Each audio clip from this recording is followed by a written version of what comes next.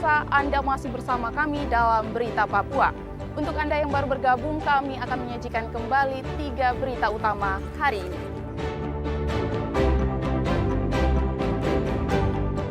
Seorang pemuda di Kabupaten Sarmi tega menganiaya calon mertuanya hingga meninggal dunia.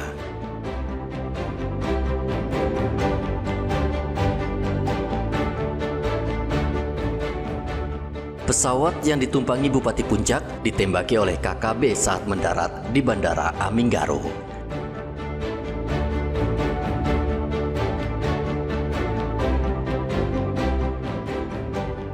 Pasokan dari petani minim karena belum panen, harga cabai di Kabupaten Mimika melonjak tajam.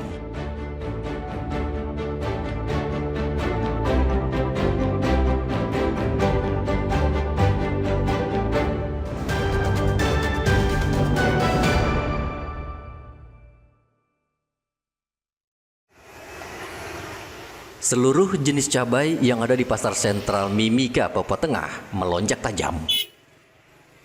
Cabai rawit yang biasa dijual Rp70.000 per kilogram naik menjadi Rp95.000 per kilogram.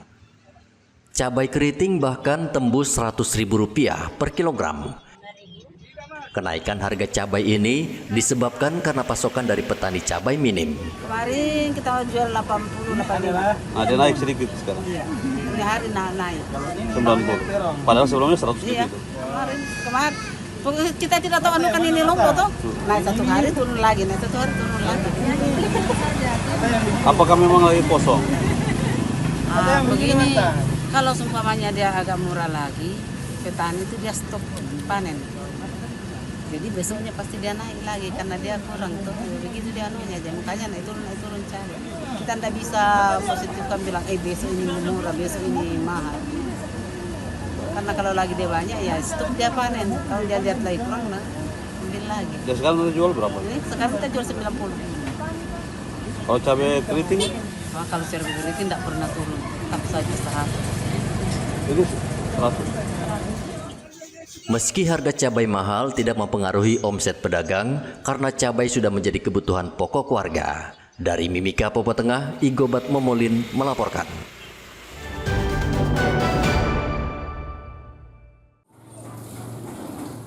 Tim Falakiyah yang terdiri dari Kementerian Agama Papua, Pengadilan Tinggi dan petugas BMKG memantau Ruhyatul Hilal untuk menentukan 1 Zulhijjah.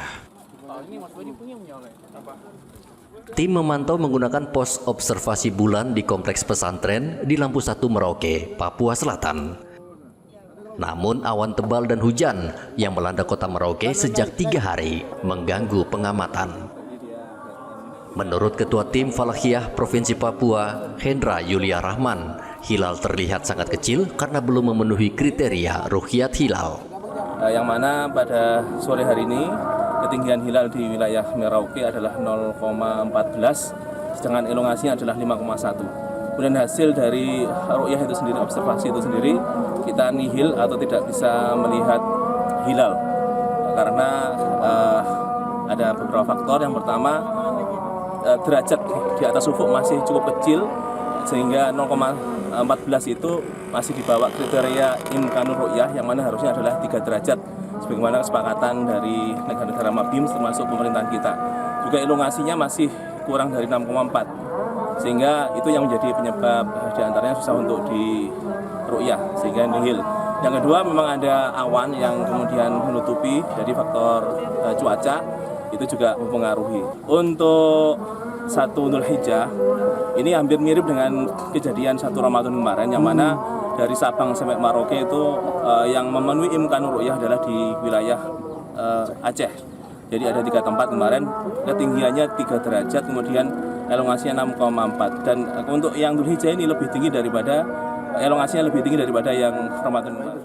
Meski hilal belum terlihat, menurut Hendra, penentuan tanggal 1 Zulhijjah tetap mengikuti keputusan Menteri Agama Republik Indonesia.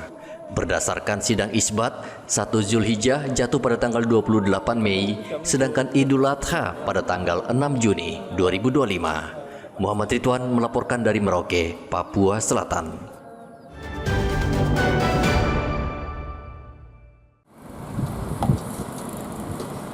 Kondisi lapas kelas 2B Merauke saat ini memprihatinkan. Jika hujan turun lebih dari 2 jam, lapas ini tergenang air. Selain kelebihan kapasitas, lapas ini memang sudah tidak layak. Sekda Merauke Yeremias Ndiken mengatakan pihaknya hanya bisa membantu dengan melakukan penertiban bangunan liar di sekitar lapas sehingga tidak menutup jalur air atau drainase. Jalan keluarnya kita harus bobol ini, bobol mungkin selokan-selokan yang dari bawah bangunan ini ke sana. Namun nanti Pak Kapolres, bangunan-bangunan yang di belakang mungkin ada perumahan-perumahan dari warga, mungkin yang tiang-tiangnya ada di dalam itu terkendala dengan itu supaya kita keruh dia itu aliran bawah ini kita keruh supaya airnya mungkin bisa keluar cepat. Itu yang menjadi kendala adanya di situ. Karena keruhan dari sana sampai di situ. Karena tiang-tiang warga sebelah ada di dalam itu selokan-selokan itu yang memang warga mengatakan begitu ke saya bahwa bangunan yang sungguh sangat sudah tua. Ini bangunannya bangunan Belanda kalau seng-seng hitam begitu. Anak Indonesia belum juga untuk nanti ya kita coba-coba untuk melakukan itu program-program ke depan. Namun di masa ini ya kita terkendala dengan efisiensi biaya. Bangunan lapas kelas 2B Merauke sudah berdiri sejak puluhan tahun lalu dan masih merupakan bangunan peninggalan Belanda. Pengajuan rehab bangunan sudah dilakukan ke kementerian namun belum disetujui karena negara masih melakukan efisiensi anggaran. Muhammad Ridwan melaporkan dari Merauke, Papua Selatan.